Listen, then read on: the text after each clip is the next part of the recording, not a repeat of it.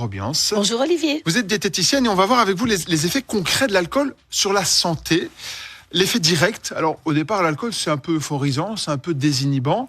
Et puis quelques heures après, on le sent déjà passer. Exactement, cette euphorie, elle est tout à fait temporaire. Et puis, dans un second temps, on a plutôt un peu de morosité, voire un état dépressif. Et les effets de l'abstention alcoolique, le fait de Alors, se passer c'est merveilleux. C'est merveilleux parce qu'un meilleur sommeil, plus d'énergie, une sensation de bien-être et en plus, une perte de poids. Une perte de poids. Il y a un risque aussi de développer certaines maladies, certains cancers, suite à une consommation régulière d'alcool? Oui, il a été démontré que le cancer de la bouche, de l'œsophage, de la gorge, du foie, du côlon, du rectum et du sein était en lien direct avec une consommation régulière et excessive d'alcool. Et ça, est-ce que la boisson qu'on consomme change quelque chose ou pas? Non, c'est plutôt en unité alcool. Donc, on parle de l'équivalent d'un verre de vin, d'une pils ou de 2 doigts de whisky, par exemple. Et donc, c'est ce qui apporte en moyenne 10 grammes d'alcool. C'est ça. Et à partir de quand est-ce qu'on peut dire que la consommation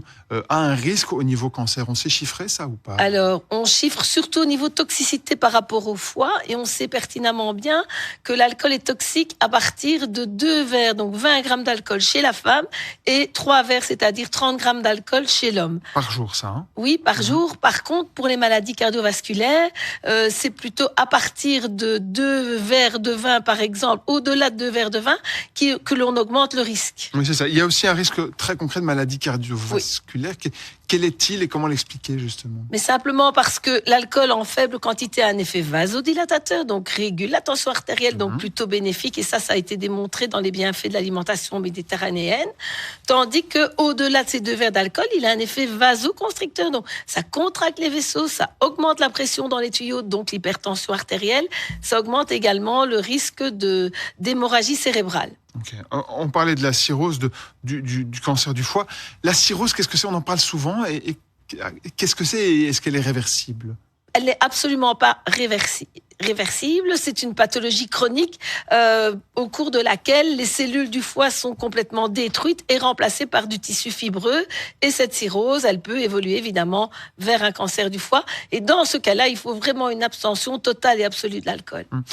Les effets à long terme de l'alcool aussi sur le cerveau? Oui. Donc, sur les troubles cognitifs, donc on a remarqué que ça pouvait influencer de façon défavorable la mémoire, la capacité de concentration. Donc, attention aussi si on en consomme régulièrement. Et alors, il y a les risques d'accidents volants, conséquences sur les relations familiales, relationnelles aussi, tout ce qui dépasse un peu la santé à court terme, je dirais. Exactement. Et alors, du point de vue de la diététicienne que je suis, ne pas oublier que l'alcool est quand même une quantité non négligeable, fournit une quantité non négligeable d'énergie, et que si on en consomme, cela fait grossir.